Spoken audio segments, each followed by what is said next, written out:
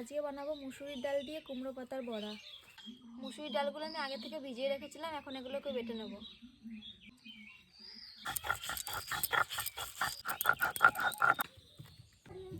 লবণ, হলুদ গুঁড়ো, কালো জিরে। এই কুমড়ো পাতার গায়ে ডালগুলো ঠিক এভাবে মেখে নিতে হবে।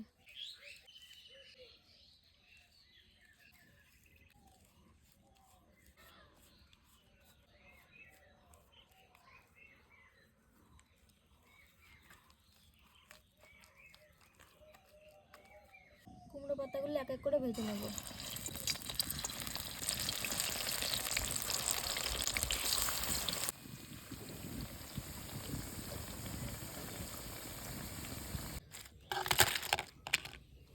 আমাদের কুমড়ো পাতার বড়া রেডি।